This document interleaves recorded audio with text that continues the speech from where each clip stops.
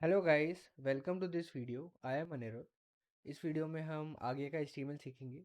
तो इस वीडियो में हम डिव और स्पैन टैग्स क्या होते हैं ये सीखेंगे और इसी से स्टार्ट करेंगे वीडियो को। तो इन दोनों को समझने से पहले हम एक चीज़ अपनी क्लियर कर लेते हैं कि जितने भी टैग्स होते हैं उसमें जो डिस्प्ले प्रॉपर्टी होती है वो दो टाइप की होती है, या तो वो ब्लॉक होते हैं और या वो होते हैं इनलाइन। तो वो डिस्प्ले प्रॉपर्टी से मैं क्या मीन करता हूँ वो मैं क्विकली आपको एग्जांपल के साथ समझाता हूँ। तो यहाँ पे मैं कमेंट लिख देता हूँ सबसे पहले कि डिस्प्ले इनलाइन, और जूम कर लेता हूँ थोड़ा और यहाँ पे क्विकली दो एंकर टैग बना देता हूँ। यहाँ पे मैं लिख देता हूँ link1 और इसको कर देता हूँ 2 और ब्राउज़र में जाके रिलोड कर लेता हूँ। तो आप यहाँ पे नोट करेंगे जो link1 और link2 ये एक ही लाइन में आ रहे हैं, मतलब इसमें जो डिस्प्ले प्रॉपर्टी है वो है इनलाइन, तो इसलिए ये हमें एक ही लाइन में दिख रहे हैं। और इसी तरीके से मैं यहाँ पे एक और कमेंट कर देता हूँ और यहाँ पे लिख देता हूँ डिस्प्ले ब्लॉक। तो डिस्प्ले ब्लॉक में क्या होता है, वो पूरी विड्थ लेता है। तो यहाँ पे मैंने पैरा टैग बना दिया है या पी टैग बना दिया है। यहाँ पे मैं लिख देता हूँ 10 और यहाँ पे नीचे अगेन एक और टैग बना देता हूँ। यहाँ पे भी लिख देता हूँ, यहाँ पे लिख देता हूँ ऐसे। तो मैंने यहाँ पे दो पैराग्राफ टैग बना दिए हैं। तो इस तरीके के मैंने दो पैराग्राफ टैग बना दिए और जो इस इन दोनों पैराग्राफ में डिस्प्ले की प्रॉपर्टी होती है वो होती है ब्लॉक। तो ब्लॉक का मतलब क्या है वो भी देख लेते हैं। ब्लॉक का मतलब ये है कि ये 100% विड्थ लेते हैं। जो ब्लॉक लेवल एलिमेंट्स होते हैं वो 100% विड्थ लेते हैं। तो यहाँ पे मैं एक स्टाइल प्रॉपर्टी भी लगा देता हूँ, बैकग्राउंड कलर, और लाइट ब्लू सेट कर देता हूँ और रिलोड कर लेता हूँ। तो आप यहाँ पे नोट करेंगे कि जो पैराग्राफ है ये 100% वेट ले रहा है। यहाँ पे वाइट स्पेस भी है और यहाँ पे टेक्स्ट भी आ रहा है। तो और जो दूसरा पैराग्राफ है वो नीचे नेक्स्ट लाइन से स्टार्ट हो रहा है। तो ये होते हैं ब्लॉक लेवल एलिमेंट्स। तो जो एंकर टैग है वो इनलाइन एलिमेंट है, मतलब जो नेक्स्ट एंकर टैग है वो फिर सेम ही लाइन में आएगा। तो इनकी डिस्प्ले प्रॉपर्टी, जो एंकर टैग्स की डिस्प्ले प्रॉपर्टी होती है वो होती है इनलाइन, और जो पैराग्राफ टैग्स होते हैं इनकी डिस्प्ले प्रॉपर्टी होती है ब्लॉक, मतलब ये 100% वेट लेते हैं। तो अब आगे बढ़ते हैं। हम जो डिव्स एंड स्पैन के बारे में डिस्कस करे थे वो देख लेते हैं। तो जो डिव होते हैं ये कंटेनर टैग होता है। इसमें हम बहुत सारा HTML का कोड रख देते हैं और ये एक डिवीजन को डिफाइन करता है हमारी वेबसाइट में, या एज अ कंटेनर एक्ट करता है। मतलब इसमें हम बहुत सारे टैग्स लिख सकते हैं। फॉर एग्जांपल मैं यहाँ पे एक डिफ टैग बना देता हूँ। तो डिफ टैग को इस तरीके से लिखते हैं, एक ओपनिंग टैग, एक क्लोजिंग टैग, और बीच में हम उसमें ये एज अ कंटेनर काम करता है। तो इसमें बहुत सारे हम और टैग्स लिख सकते हैं। फॉर एग्जांपल मेरे को अपनी वेबसाइट का अबाउट अस सेक्शन बनाना है। तो यहाँ पे मैं अबाउट अस लिख देता हूँ H1 टैग के अंदर, एंड अगेन यहाँ पे P टैग के अंदर मैं लॉरम लिख के टैब प्रेस कर देता हूँ। और अगेन यहाँ पे मैं दो ब्रेक टैग डाल देता हूँ और यहाँ पे भी मैं P टैग डाल के अगेन लॉरम लिख देता हूँ। तो अब क्या करा है मैंने, जो ये डिव है, ये डिव टैग के अंदर मैंने एक H1 टैग डाला है, फिर मैंने एक P टैग डाला है, और फिर दो ब्रेक टैग डाले हैं, और उसके बाद अगेन मैंने एक P टैग डाला है। तो इस तरीके से मैंने अपनी वेबसाइट का एक डिवीजन या एक सेक्शन डिज़ाइन कर लिया है और वो सारा कोड मैंने डिव टैग के अंदर डाला है। तो इस तरीके से हमें कभी भी अपने कंटेंट को रैप करना हो या एक मतलब इकट्ठा करना हो तो उसके लिए हम डिव टैग का यूज़ कर सकते हैं। अब मैं वापस जाके रिलोड करता हूँ। तो आप देख सकते हैं कि जो हमारा सबसे पहले अबाउट अस आया है, फिर दो ब्रेक टैग आए हैं, और फिर हमारा एक अलग पैराग्राफ आया है। तो जो ये सारा आ रहा है ये एक डिव टैग के अंदर आ रहा है। मैं यहाँ पे क्विकली स्टाइल की प्रॉपर्टी, एक स्टाइल एट्रीब्यूट डाल के उसमें बैकग्राउंड कलर प्रॉपर्टी दे देता हूँ और लाइट ब्लू सेट कर देता हूँ। तो आप यहाँ पे नोट करेंगे कि ये 100% विड्थ ले रहा है। तो जो डिव टैग होता है वो एक ब्लॉक लेवल टैग होता है, या उसकी डिस्प्ले प्रॉपर्टी ब्लॉक होती है। तो वो 100% विड्थ ले रहा है। तो इस तरीके से हम डिव टैग का यूज़ करके अपनी वेबसाइट का एक सेक्शन डिज़ाइन कर सकते हैं, या हम अपने कोड को इकट्ठा कर सकते हैं। और ये जो डिव और स्पैन टैग है, ये हमें सीएसएस में बहुत हेल्प करता है। जब हमें स्टाइलिंग करनी हो, डिज़ाइनिंग करनी हो अपनी वेबसाइट की, तो डिव और स्पैन टैग बहुत काम आते हैं। तो जो डिव है ये ब्लॉक लेवल है। ऐसे ही स्पैन टैग होता है, स्पैन टैग भी एक कंटेनर टैग है, लेकिन ये इनलाइन होता है। इनलाइन से मैं क्या मीन करता हूँ कि यहाँ पे भी मैं वैसे ही बहुत सारा कंटेंट लिख सकता हूँ। फॉर एग्जांपल मैं यहाँ पे लिख देता हूँ हेलो, और अगेन यहाँ पे लिख देता हूँ एक और स्पैन टैग बना के, हाय गाइस। और मैं अगर रिलोड करूँगा तो आप देख सकते हैं कि एक ही लाइन, ये जो दूसरा है, ये जो दूसरा स्पैन है वो एक स्पैन के बाद ही स्टार्ट हो रहा है, और ये एक ही लाइन में है, इसलिए इनकी डिस्प्ले प्रॉपर्टी इन लाइन है। और ये भी ऐसे ही डिफ की तरह यूज़ होता है जब हमें बहुत सारा, मतलब हमें अपने टेक्स्ट का कुछ पोर्शन बोल्ड दिखाना हो या कुछ डिफरेंट स्टाइल का दिखाना हो, तो इसलिए हम तब स्पैन टैग यूज़ कर सकते हैं। तो मैं क्या मीन करता हूँ वो भी मैं आपको क्विकली बता देता हूँ। यहाँ पे एक पैराग्राफ टैग जैसे मैंने बनाया, और यहाँ पे मैं लिख देता हूँ दिस इज अ पैरा। तो अब जो मैं ये पैरा है इसको कट कर लेता हूँ, और यहाँ पे लिख देता हूँ स्पैन टैग, और इसके अंदर मैं उसको पेस्ट कर देता हूँ। तो जो स्पैन टैग है इसके अंदर मैंने पैरा को डाल दिया है। अब यहाँ पे मैं स्टाइल का यूज़ करके इसका कलर रेड सेट कर सकता हूँ, और बैकग्राउंड कलर भी सेट कर सकता हूँ, जो कि मैं ब्लैक कर देता हूँ। इसका कलर मैं वाइट कर देता हूँ, क्योंकि ब्लैक और रेड का अच्छा कॉम्बिनेशन नहीं रहेगा। तो मैं रिलोड करूँगा तो आप नोट करेंगे कि जो दिस इज़ अ पैरा है, इसमें जो पैरा है उसमें मैंने स्टाइल दिया है कुछ, और उस स्टाइल को देने के लिए मैंने स्पैन टैग का यूज़ करा है। तो स्पैन इनलाइन, जैसे डिव टैग ब्लॉक लेवल है वैसे ही स्पैन इनलाइन टैग है। और ये भी हमें जब CSS हम सीखेंगे तो उसमें हम बहुत यूज़ करने वाले हैं इसका।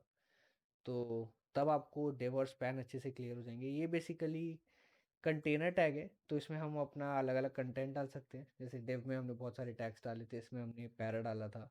और भी हम बहुत सारी चीज़ें कर सकते हैं फर्दर, हम इसके अंदर और स्पैन के अंदर और स्पैन टैग डाल सकते हैं। तो इस तरीके से हम स्पैन टैग का यूज़ कर सकते हैं, डिफ टैग का यूज़ कर सकते हैं। सो गाइज, अब हम देखेंगे input tag and form tag क्या होते हैं और हम क्यों यूज़ करते हैं। तो इनपुट टैग, जब भी हमें अपने यूज़र से कोई इनपुट लेना हो तो हम इनपुट टैग का यूज़ करते हैं। फॉर एग्जांपल हमें अपने यूज़र को रजिस्टर करवाना है अपनी वेबसाइट पे, तो हमें उसका नेम चाहिए होगा, फ़ोन नंबर या ईमेल चाहिए होगा। तो देन हम उसको अपनी वेबसाइट पे रजिस्टर करवा सकते हैं। तो उसके लिए हम इनपुट टैग का यूज़ करते हैं। इनपुट टैग को लिखने का तरीका ये है, less than sign then input, और देन टाइप एट्रीब्यूट आएगा। और यहाँ पे हम उसका टाइप बता सकते हैं कि इनपुट हम किस टाइप का लेना चाहते हैं। फॉर एग्जांपल हम कुछ टेक्स्ट लेना चाहते हैं, तो मैंने यहाँ पे लिख दिया है टेक्स्ट। टाइप को मैंने सेट कर दिया है टेक्स्ट। तो मैं वापस चलता हूँ ब्राउज़र में, रिलोड करता हूँ, और यहाँ पे मैं कुछ भी टेक्स्ट डाल सकता हूँ। फॉर एग्जांपल मैं अपना नेम डाल सकता हूँ, या मैं नंबर डाल सकता हूँ अपना। ये मेरा नंबर नहीं है वैसे, लेकिन इस तरीके से मैं अपना फ़ोन नंबर डाल सकता हूँ, या कुछ भी यूज़र से हमें इनपुट चाहिए हो तो वो यहाँ पे डाल सकता है। तो इसलिए हम इनपुट टैग का यूज़ करते हैं। हम यहाँ पे इसकी प्रॉपर्टी को, जो टाइप है, टाइप एट्रीब्यूट है इसकी, इसको पासवर्ड भी वैल्यू दे सकते हैं। तो टाइप इक्वल्स टू पासवर्ड। अब मैं इसको रिलोड करूँगा और तो यहाँ पे मैं अपना पासवर्ड डाल सकता हूँ। तो ये तब हेल्प कर सकता है हमारी, जब यूज़र अपना लॉगिन कर रहा है और यूज़र नेम और पासवर्ड के थ्रू वो लॉगिन कर रहा है, तो पासवर्ड हम हाइड करना चाह रहे हैं तो हम इसकी जो टाइप एट्रीब्यूट है इसकी वैल्यू को पासवर्ड सेट कर सकते हैं। इसी तरीके से ऐसे पासवर्ड करा है वैसे हम नंबर कर सकते हैं। तो अब होगा क्या, यूज़र सिर्फ नंबर ही एंटर कर पाएगा। अगर मैं ABCD कुछ भी प्रेस करूँगा तो नहीं चलेगा, मतलब कोई भी अल्फ़ाबेट नहीं आएगा, और मैंने यहाँ पे नंबर्स डाल सकता हूँ। यहाँ पे से मैं एक एक एक यूनिट उसे बढ़ा भी सकता हूँ नंबर को, इस पे इस अप एरो पे क्लिक करके एंड डाउन एरो करके उस नंबर को डिक्रीज भी कर सकता हूँ। तो इस तरीके से हम इनपुट टैग का यूज़ कर सकते हैं। और इनपुट टैग और भी बहुत सारे टाइप के होते हैं, जैसे मैंने यहाँ पे नंबर लिखा है, वैसे ही हमारा चेकबॉक्स होता है। तो चेकबॉक्स तब काम आ सकता है जब हमें यूज़र को कुछ, जैसे आप बहुत बार देखते होंगे कि डू यू एक्सेप्ट दिस करके मैसेज आता है, तो उस तब आप इससे यूज़र से एक्सेप्ट करवा सकते हैं चेकबॉक्स का यूज़ करके।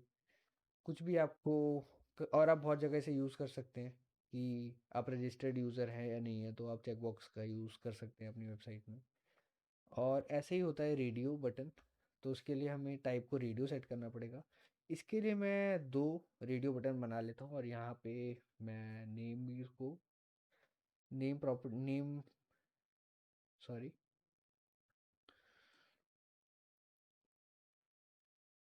मैं यहाँ पे नेम भी उसको दे देता हूँ। मैं इसको नेम दे देता हूँ रेडियो हाइफन BTN।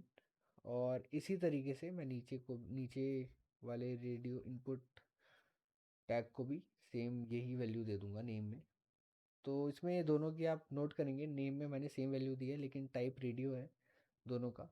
तो अब क्या होगा, क्या मैं इसको रिलोड कर लेता हूँ, तो आप यहाँ पे देखेंगे दो रेडियो बटन्स आ गए हैं। तो ये रेडियो बटन में से मैं कोई एक ही सेलेक्ट कर सकता हूँ, दोनों सेलेक्ट नहीं कर सकता।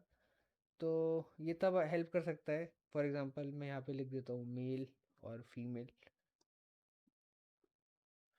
तो कोई यूज़र आपकी वेबसाइट पे रजिस्टर कर रहा है, और उसको आप कोई भी एक जेंडर कोई भी एक हो सकता है, या अदर आप यहाँ पे अदर भी दे सकते हैं। तो उसके लिए आपको एक और बनाना पड़ेगा, और यहाँ पे मैं इसको अदर कर देता हूँ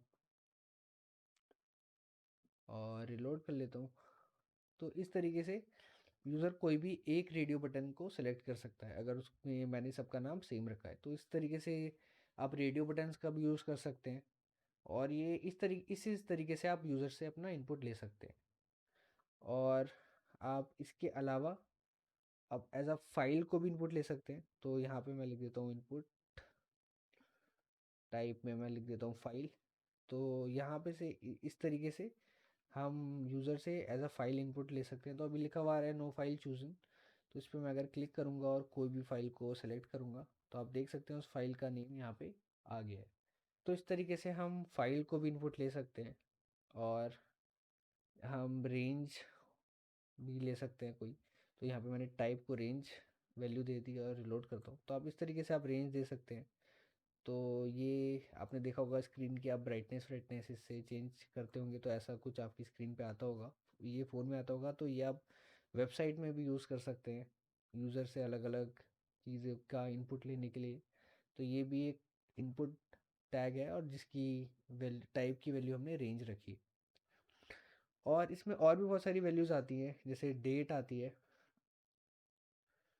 अब मैं इसको रिलोड कर लेता हूँ, तो आप यहाँ से कोई भी डेट सेलेक्ट कर सकते हैं।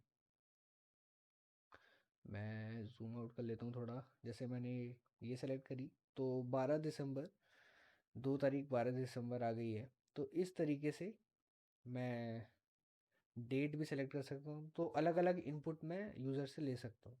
तो बाकी सारे इनपुट्स क्या क्या आप देख सकते हैं वो आप इस वेबसाइट से आपको मिल जाएंगे। W3 Schools इस वेबसाइट का नाम है, तो इसमें आप जाके देख सकते हैं अलग अलग आप क्या क्या इनपुट को टाइप दे सकते हैं। तो वो आपको इस वेबसाइट में मिल जाएगा, यहाँ पे बहुत सारे लिंक्स हैं। तो मैं क्विकली आपको दिखा भी देता हूँ, जैसे ये रहा इनपुट टाइप्स। तो यहाँ पे आपको सारे टाइप मिल जाएंगे जो भी आप इनपुट के सेट कर सकते हैं। इनपुट के अलावा भी एक टैग होता है यूज़र से इनपुट लेने के लिए, जो होता है text area. Sorry, text area से पहले मैं एक चीज़ मिस कर गया। मैं अगेन यहाँ पे एक इनपुट टैग लिख देता हूँ, उसका टाइप दे देता हूँ टेक्स्ट।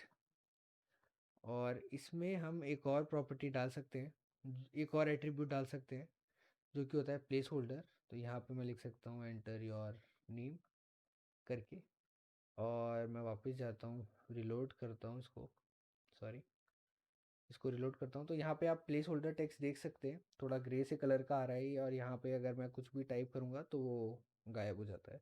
तो इस तरीके से आप प्लेस होल्डर एट्रीब्यूट भी डाल सकते हैं अपने इनपुट में। तो ये आपके टेक्स्ट में नंबर में जब टाइप टेक्स्ट हो नंबर हो तब आपके काम आ सकता है। और अब चलते हैं एक और टैग जो कि हम यूज़र से इनपुट लेने के लिए यूज़ कर सकते हैं, वो होता है टेक्स्ट एरिया। और जो टेक्स्ट एरिया है ये एक सिंगल टैग नहीं है, ये कंटेनर टैग है। और तो मैंने अभी यहाँ पे टेक्स्ट एरिया लिख दिया है। वापस चलते हैं, रिलोड करता हूँ, तो आप यहाँ पे देख सकते हैं, यहाँ पे मैं बहुत सारा टेक्स्ट कुछ भी टेक्स्ट लिख सकता हूँ। और इसको मैं बड़ा छोटा भी कर सकता हूँ, जो टेक्स्ट एरिया होता है इसको बड़ा छोटा भी कर सकता हूँ। इसके ऊपर हम एक लेबल दे सकते हैं कि यहाँ पे मैं लिख सकता हूँ एड्रेस। तो इस तरीके से हम बना सकते हैं इसको टेक्स्ट एरिया टैग का यूज़ करके। और इसमें हम कुछ डिफ़ॉल्ट वैल्यू भी दे सकते हैं कि दिस इज़ टेक्स्ट एरिया करके। और मैं रिलोड कर लेता हूँ।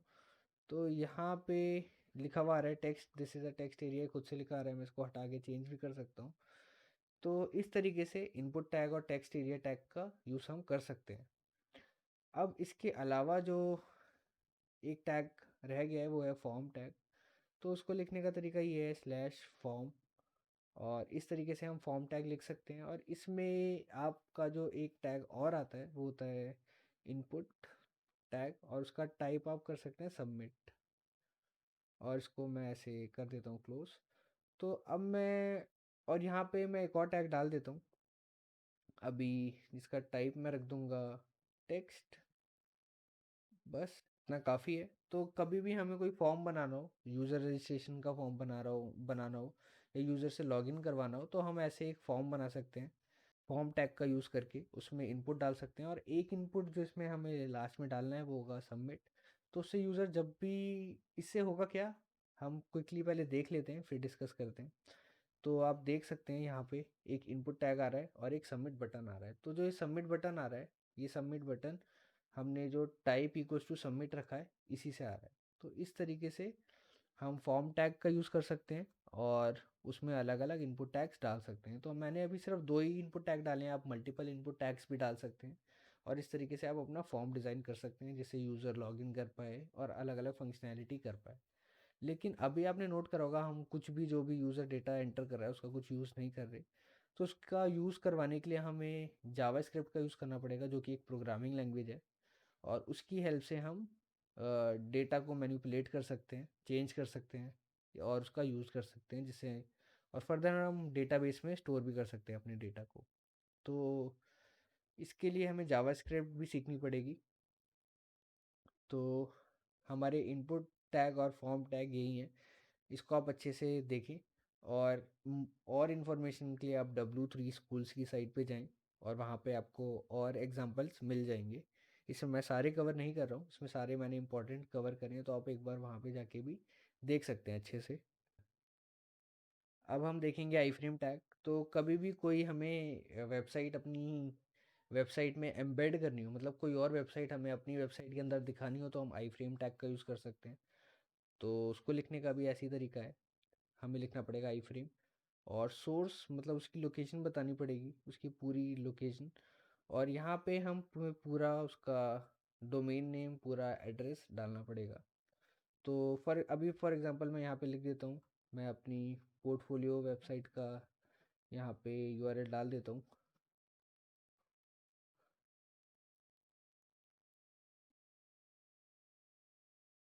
तो अभी मैंने यहाँ पे आई फ्रेम टैग के अंदर सोर्स एट्रीब्यूट में अपनी वेबसाइट का यूआरएल डाल दिया है। तो मैंने इसे अब सेव कर लिया है, यहाँ पे आके रिलोड करता हूँ तो आप देखेंगे थोड़ी देर में कि यहाँ पे मेरी वेबसाइट खुल गई है। अभी ये बहुत छोटी सी आ रही है, अभी ये बहुत छोटी सी दिख रही है।